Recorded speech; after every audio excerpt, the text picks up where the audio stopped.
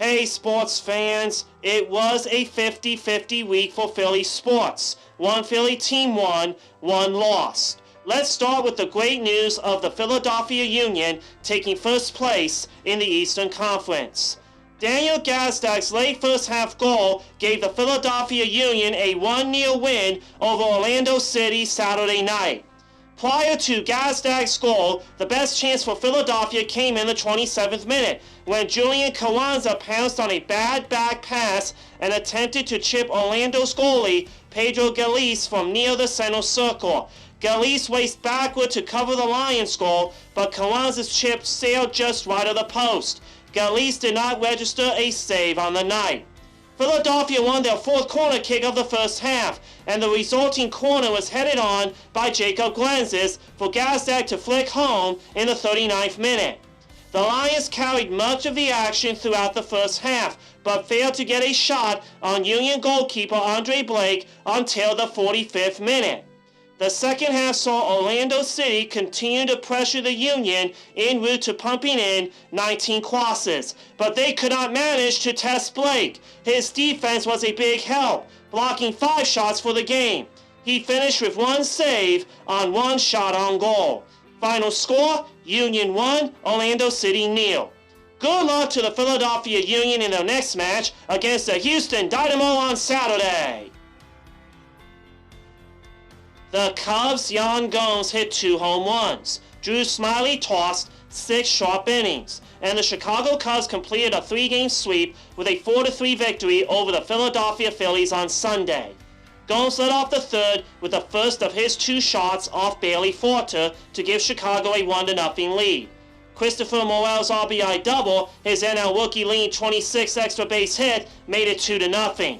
In the fourth, Gomes connected for his 6th career multi-homer game with a drive to nearly the same spot in left field, and the Cubs pushed it to 4-0 when Nelson Velasquez drove Forter's 75-mile-per-hour curveball over the wall in left 2 batters later.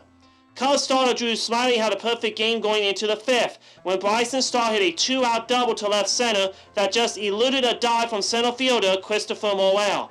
Bryson Star scored on Alec Baum's single to left. Garrett Stubbs homered for the Phillies, but it was not enough for the Phillies to rally back. Final score, Cubs 4, Phillies 3. Good luck to the Philadelphia Phillies in their next game against the Atlanta Braves on Wednesday. The new Hall of Famer and one-time Philly pitcher Jim Kaat used every strategy and skill at his disposal to win big league baseball games. By 1962, Kaat was an established big league veteran after winning 18 games and posting an American League Best 5 shutouts.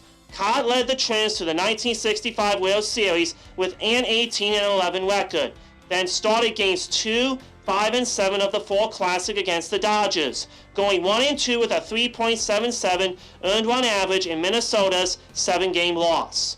But many thrills were still to come for Kaat, including back-to-back 20-win seasons with the White Sox in 1974 and 1975 after he mastered a quick-pitch delivery. He was traded to the Phillies following the 1975 season, and in Philadelphia, he won his 15th and 16th Gold Glove Awards, cementing his reputation as one of the game's greatest fielding pitchers. Kaat spent part of the 1979 and 1980 seasons with the Yankees, then was sold to the Cardinals. With St. Louis, Kaat evolved into an effective situational left-hander, averaging more than 50 appearances a year from 1980 to 1982. In 1982, Kaat went 5-3 with 2 saves to help the Cardinals win the World Series. Kaat retired after the 1983 season, embarking on a career as a coach before becoming a broadcaster. He had dabbled in broadcasting as early as the 1960s and began a long career as a Yankees announcer in 1986. His final totals, 283 wins, a 3.45 ERA, 625 games started, and 180 complete games. He was named to 3 All-Star teams. Congratulations to Jim Kaat for being inducted into the Baseball Hall of Fame. Former NFL receiver Charles Johnson, who spent 2 seasons with the Eagles early in the Andy Reid years, has died at the age of 50. Johnson, who had been working as an assistant athletic director at Heritage High School in North Carolina, spent 9 seasons in the NFL. Johnson was selected in the first round by the Pittsburgh Steelers in 1994 out of Colorado. After he was drafted, Johnson spent the first 5 years of his career in Pittsburgh before signing with the Eagles in 1999 on a 5-year deal worth $15 million. Johnson was a big part of the early Reed years and played for the Eagles in 1999 and 2000, the first 2 years of Reed's long stint in Philadelphia. In those 2 years with the Eagles, Johnson caught 90 passes for 1,056 yards and 8 touchdowns as Donovan McNabb took over as the starting quarterback. Johnson was an important veteran target for McNabb early in his career. Johnson led the Eagles with 7 touchdown catches in 2000, but the Eagles cut him after the season. Charles will be sorely missed by football fans worldwide. Chase Elliott was declared the winner at Pocono Raceway on Sunday after the cars of Denny Hamlin and Kyle Busch, who initially crossed the finish line first and second, respectively, were disqualified following post-race inspection. The disqualifications also mean Richard Childress Racing's Tyler Reddick will now be second-place result, and Trackhouse Racing's Daniel Suarez is third. JGR driver Christopher Bell and Hendrick Motorsports' Kyle Larson complete the new top 5.